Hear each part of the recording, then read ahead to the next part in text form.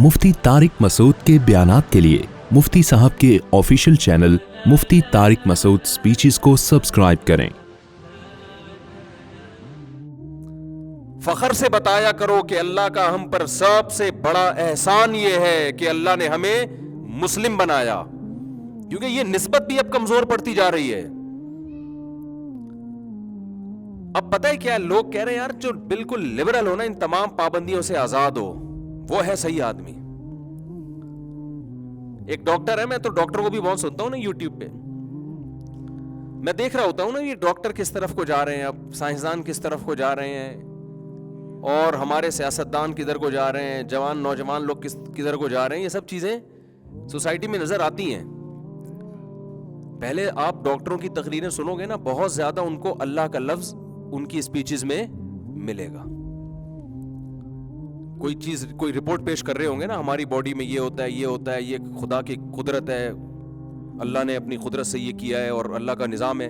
अब डॉक्टरों की जबान से भी लफ्ज अल्लाह बोलो गायब हो रहा है। अब वो उनकी जबान से भी लफ्ज अल्लाह गायब हो रहा है। क्यों? हमने अल्लाह को बीच में ले आए ना, तो लोग समझेंगे यार ये साइंसी रिपोर्ट नहीं पेश कर रहे, तो अल्लाह के फजाइल बयान कर रहा है हमारे सामने, ठीक है ना? क्या समझते हैं? हाँ, ये दकियानुस किस्म का आदमी है, ये पुराने, ये अल्लाह अल्लाह को बीच में बताइए। साइंस का अल्लाह से क्या ताल्लुक? हालांकि साइंस और अल्लाह ही, साइंस तो पैदा करने वाला खुदा है ना यार। तुम जब एक चीज बयान कर रहे हो कि हमारा किडनी इस तरह से काम करता है, इतने लीटर पानी जो है ना खून फिल्टर करता है डेली बेसिस पर, तो एक दफा फूटे मुंह से कह दो यार ये खुदा की बहुत बड़ी कुदरत है। खुदा ने बनाया हमारे गुर्दों को, इतनी बेहतरीन मशीन, हमारी बॉडी इस तरह से पंपिंग करती है, ये अल्लाह की बहुत बड़ी कुदरत है। लेकिन अब जबान से लफ्ज अल्लाह आहिस्ता आहिस्ता निकलता जा रहा है। क्यों? लोग कहेंगे यार डॉक्टर साहब आप तो मुल्ला टाइप के हैं, हमने तो मुल्ला टाइप के, हमने तो न्यूट्रल लोगों की रिपोर्टें पढ़नी है, मजहब का तड़का लगाओगे फिर हमने नहीं सुनना। शर्म आ रही है। तो ऐसे डॉक्टरों से मैं कहता हूं अभी आपको शर्म आ रही है ना, ये गुर्दे वुर्दे एक दिन मार्केट से वैसे ही शॉर्ट होने वाले हैं। सबने मर मरा के जाना कहां है? कब्रों में जाना है, मरना है, ये दिमाग में रखो आप। सबने मरना है, आपके गुर्दे भी मार्केट से शॉर्ट होंगे, आपकी हार्ट भी खत्म होगा, आपकी आंखें भी खत्म होगी, सब कुछ फना है। जितना भी आप मेडिकल साइंस में तरक्की कर लो ना, अंजाम क्या है? मौत। और कुरान बार बार कह रहा है कि डॉक्टरों को समझा रहा है खास तौर पर कि ये जो तुमने मेडिकल साइंस को अपना बाप बनाया हुआ है ना, कि हर चीज एक लॉजिक के तहत हो रही है, ठीक है मानते हो रही है, लेकिन इसको पैदा करने वाला कौन है? अल्लाह है, जिसने पानी के कतरे में ऐसे सॉफ्टवेयर डाल दिए कि माँ के रहम में जाता है वो कतरा, और आंख नाक कान दिल दिमाग जिगर बन जाते हैं। तुम तो इस चीज को पढ़ रहे हो, खालिक थोड़ी हो, क्रिएटर थोड़ी हो।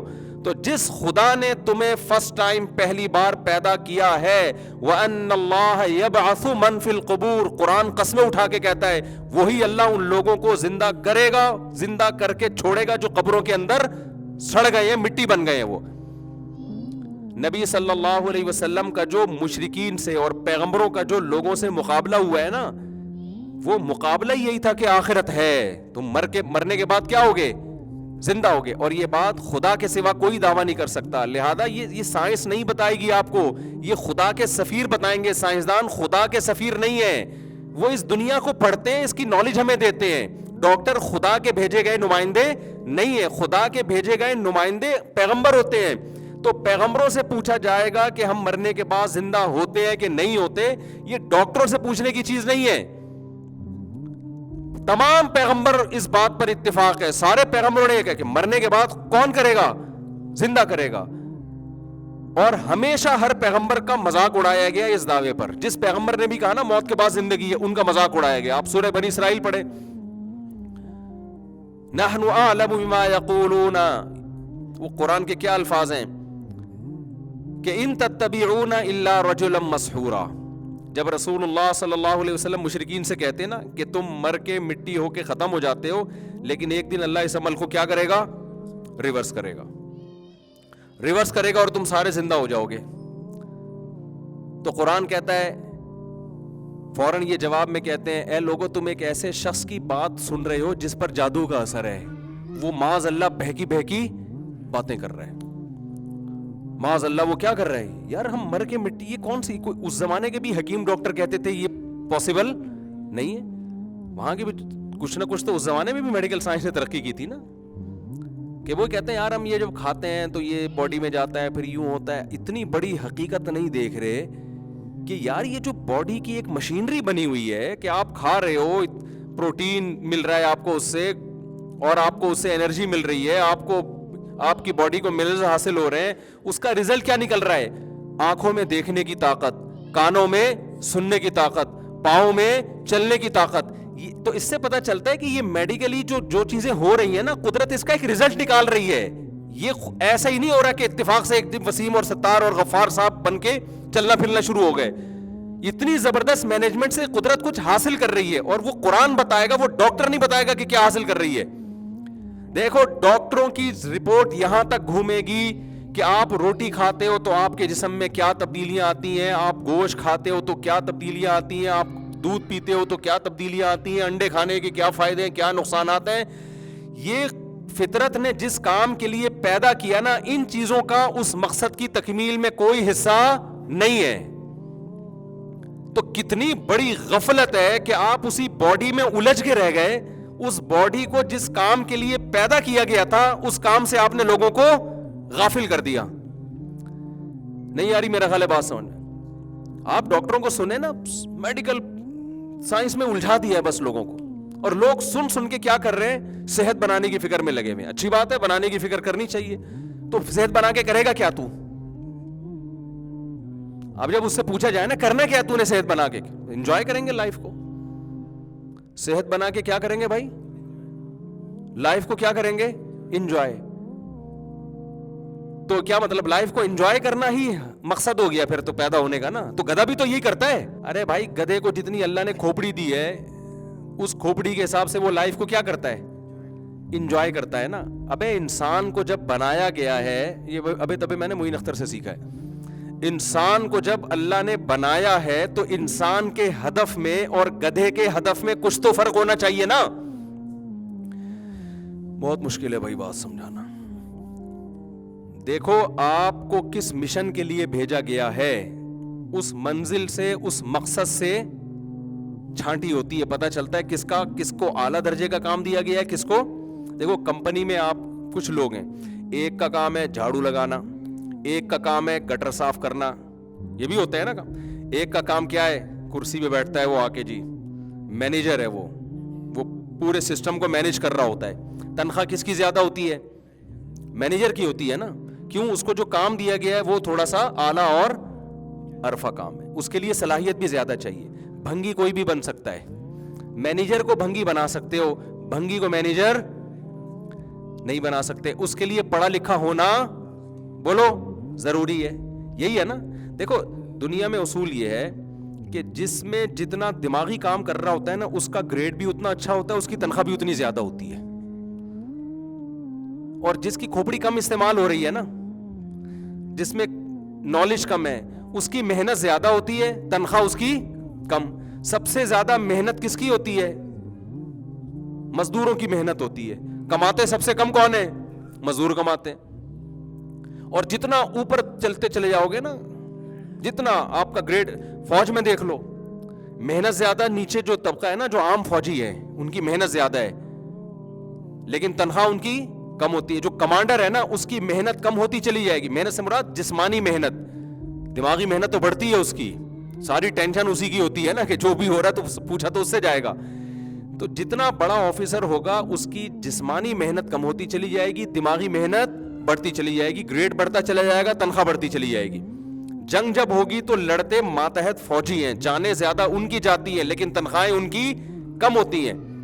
وجہ کیا ہے بھائی؟ وجہ یہ ہے کہ یہ جو اوپر کا آفیسر ہے نا اس میں نالج زیادہ ہے, اس میں دماغی صلاحیت زیادہ ہے. تو دماغی صلاحیت کی بیس پر اور نالج کی بیس پر انسان دنیا میں ایک دوسرے کے مقام اور درجات کو ڈیوائیڈ کرتا ہے. سمجھتے ہو کہ نہیں سمجھتے؟ کام کی بیس پہ نہیں, محنت کون زیادہ کر رہا ہے. اب دماغی محنت کی بیس پہ جو درجات ہم ڈیوائیڈ کرتے ہیں اس کی وجہ کیا ہے کہ جس میں دماغی صلاحیت جتنی زیادہ ہوتی ہے نا اس کا ویژن اور اس کا ہدف ڈیفرنٹ ہوتا ہے. وہ بڑے بڑے کاموں کے لیے ہوتا ہے, اس سے چھوٹے چھوٹے کام نہیں لیے جاتے.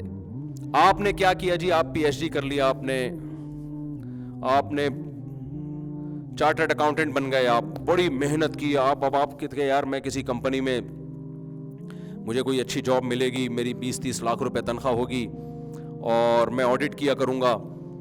انہوں نے کیا کیا کہ آپ کو چائے بنانے کے لیے بٹھا دیا کہ آپ چائے بنایا کریں اور 40 لاکھ ہم آپ کو چائے بنانے کے دے دیا کریں گے.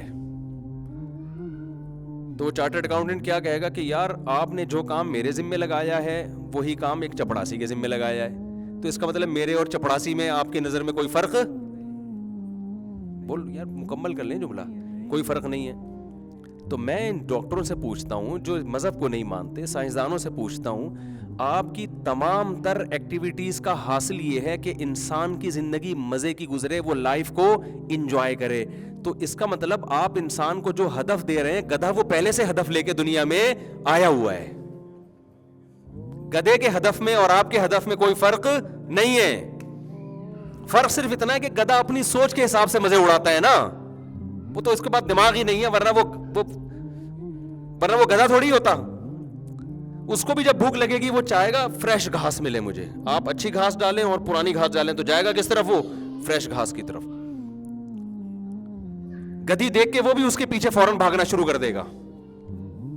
گدھی دیکھ کے آپ ایک مہینہ, یہ جو لبرل لوگ ہیں نا جو کہتے ہیں نہیں ہم تو ایکچولی بڑے اخلاق وخلاق, ان کو ایک مہینہ آپ گورے کو آپ ایک سال کے لیے نائٹ کلب سے روک دیں, ایک سال کے لیے آپ اس کو نائٹ کلب سے روک دیں, پھر بسم اللہ اللہ کو پڑھ کے آپ چھوڑیں اس کو, پھر دیکھتے ہیں کہ وہ نظر کی کتنی حفاظت کرتا ہے اور ماشاءاللہ وہ کتنے ایٹیٹیوڈ اور اخلاق, اور جو ہمارے یہاں مشہور ہے نا کہ مسلمان قوم ٹھرکی ہوتی ہے, پھر پتا چلے گا کہ ٹھرکی اصل میں ہے کون. تو مزے اڑانے کا شوق ان کو ہم سے کئی گنا زیادہ ہے, بہت زیادہ ہے شوق ان کو. وہ تو سارے مزے پورے ہو رہے ہیں تو وہ ٹھڑک ان کے اندر اس طرح سے نہیں رہی ہے.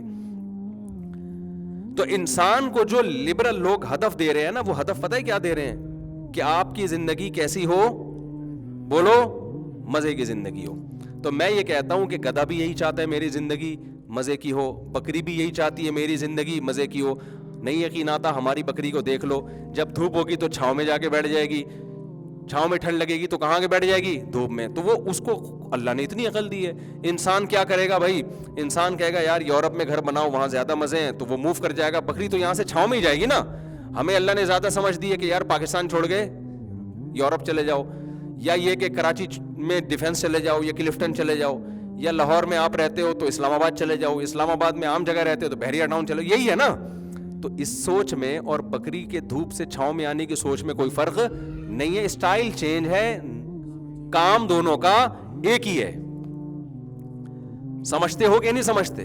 یہ لوگ جو لڑکے جم میں جاتے ہیں نا, 3-3 4-4 گھنٹے جم میں لگا رہے ہیں ڈولے شولے بنانے میں. میں ان سے اکثر کہتا ہوں جم میں جانا چاہیے, ضروری ہے اس زمانے میں. تم کیوں جا رہے ہو؟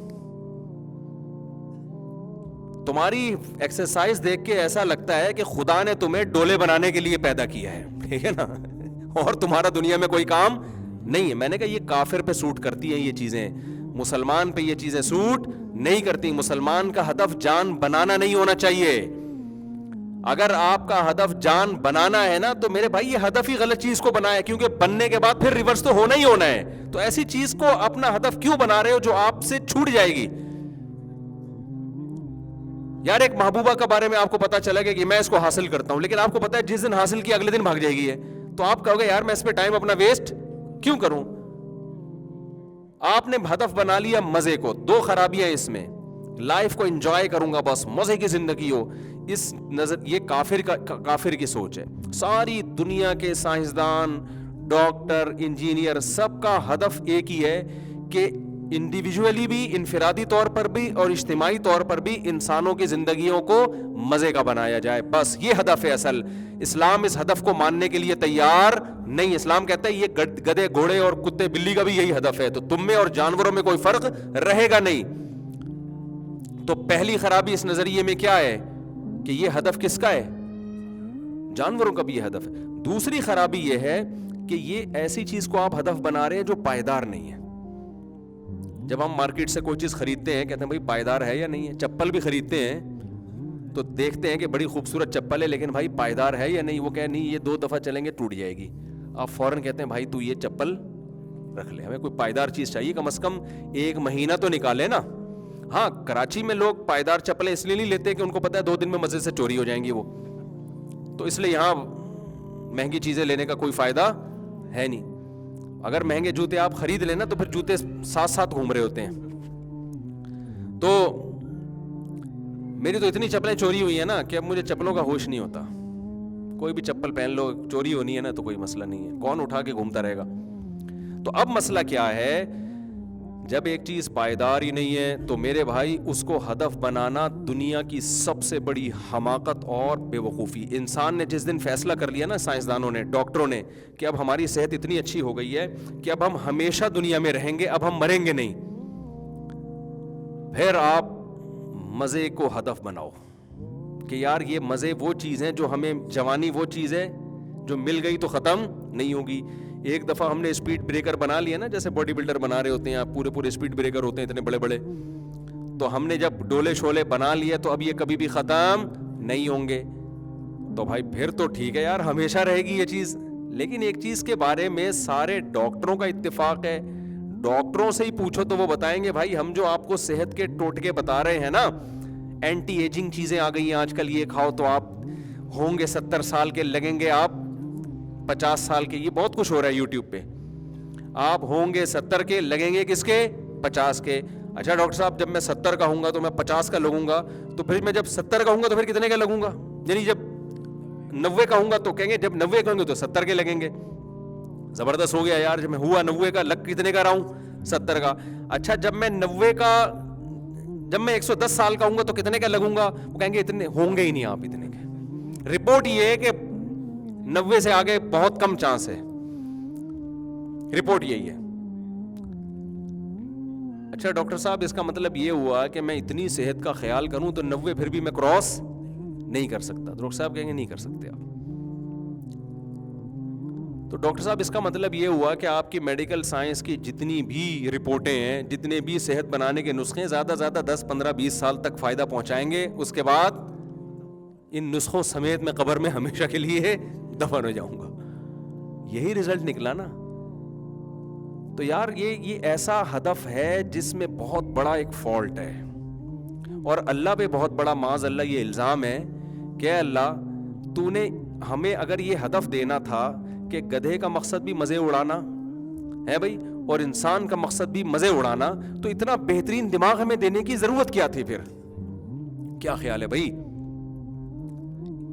وہی بات ہو گئی نا کہ ایک مینیجر, آپ نے کیا کہا کہ اپنے کمپنی نے نا CA کروایا اپنے کسی ملازم کو, چارٹرڈ اکاؤنٹنٹ بنا دیا اور اس کے بعد اس کو پوچھا لگانے پہ لگا دیا, تو وہ کیا کہے گا کہ سر آپ نے مجھے CA کروایا کیوں جب مجھ سے پوچھا ہی لگوانا تھا؟ یہ اعتراض بنے گا کہ نہیں بنے گا؟ تو ہم بھی اللہ سے پوچھیں گے کہ اللہ جب تو نے ہمارا ہدف یہ بنایا تھا کہ ہم نے لائف کو انجوائے کرنا ہے, تو اس کے لیے اتنی ذہین کھوپڑی کی ہمیں ضرورت تھی نہیں.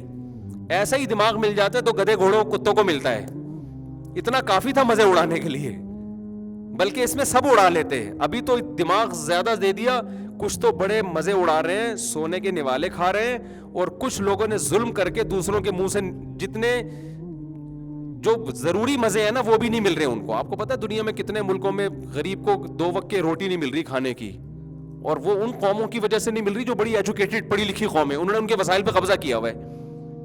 دنیا میں بہت سے ملک ایسے ہیں جہاں ان کے پاس, لوگوں کے پاس کھانے کے لیے روٹی نہیں. ایک دفعہ تبلیغ جماعت گئی افریقہ کے کسی کنٹری میں, انہوں نے کہا کہ ہم نے وہاں لوگوں کو دیکھا ہے کہ مہینوں مہینوں ان کو گوشت کھانے کو نہیں ملتا, پتے ابال کے کھاتے ہیں. اس سے تو وہاں کا گدھا اچھا ہے یا نہیں ہے؟ اس کو اس کی اوریجنل خوراک مل رہی ہے, انسان کو اس کی اوریجنل خوراک نہیں مل رہی. تو سوال پیدا ہوتا ہے, اے اللہ اگر تو نے ہمیں مزے اڑانے کے لیے پیدا کیا ہے تو اے اللہ تو نے پھر ہمیں اتنا بہترین دماغ دیا کیوں ہے؟ اس سوال کا جواب نہ سائنسدانوں کے پاس ہے نہ ڈاکٹروں کے پاس ہے. یہ بات بھی ہمیں کون بتائے گا؟ جو اللہ کے بھیجے ہوئے سفیر ہیں. اللہ نے ان پہ اپنے کلام کو نازل کیا اور اللہ نے بتایا کہ میں نے تمہیں جو اتنا بہترین دماغ دیا اور آدم علیہ السلام کے بارے میں فرشتوں کو حکم دیا کہ ان کو سجدہ کرو, جنات کو حکم دیا ان کو سجدہ کرو, یہ سب سے افضل مخلوق ہے. اس کی وجہ یہ ہے کہ میں نے تمہیں لیبلوکم ایکم احسن عملا, یہاں کے لیے پیدا ہی نہیں کیا ہے. میں نے تمہیں پیدا کس کے لیے کیا ہے؟ آخرت کے لیے پیدا کیا ہے. یہاں تمہاری آزمائش ہے, امتحان ہے. امتحان بے وقوفوں سے نہیں لیا جاتا, امتحان ہمیشہ ذہین لوگوں سے لیا جاتا ہے. جانور کے پاس صرف مزے اڑانے تک کی کھوپڑی ہے, وہ امتحان کے قابل نہیں ہے. انسان کو جو ذہانت دی ہے جج کرنے کے لیے کہ اچھا کیا ہے برا کیا ہے, تاکہ اچھے کو اختیار کرے اور برائی سے بچے. سمجھ میں نہیں آ رہی میرا خیال ہے بات؟ تو مجھے اور آپ کو جو اللہ نے میرے بھائی پیدا کیا ہے نا, جج کرنے کے لیے کہ ہم اپنی کھوپڑی سے دیکھیں کہ صحیح کیا ہے غلط کیا ہے. جو صحیح ہے پھر اس کو فالو کریں, اور جو غلط ہے ہم اس سے بچیں. اگر ہم اس کام کے نہیں ہیں نا تو آپ جو مرضی صحت بنانے کے ٹوٹکے استعمال کریں, جم جا کے آپ موٹے تازے ہو جائیں, آپ کو جس ہدف کے لیے پیدا کیا تھا اسی کو فوکس نہیں کر رہے, تو آپ میڈیکل سائنس کے سارے نسخے استعمال کر کے, آپ کاروبار کے سارے طریقے استعمال کر کے بھی خدا کی نظر میں کیا ہیں؟ ناکام ہیں آپ. جو کام دیا تھا وہ اس کو تو فوکس کیا نہیں آپ نے. جو اللہ نے آپ کو کام دے کے بھیجا تھا اس کو تو آپ نے فوکس کیا ہی نہیں. تو بار بار یہ بات دماغ میں بٹھا لو کہ دنیا آپ کو جس طرف لے کے جا رہی ہے نا, اللہ اس راستے کو 100% غلط سمجھتا ہے. آپ سوشل میڈیا پہ بیٹھو گے, آپ ڈرامے دیکھو گے, آپ فلمیں دیکھو گے, آپ گھر میں بات کرو گے, سب کی بات A to Z کہاں سے شروع؟ دنیا سے شروع ہوتی ہے اور ختم کس پہ ہوتی ہے؟ دنیا پہ ختم ہوتی ہے.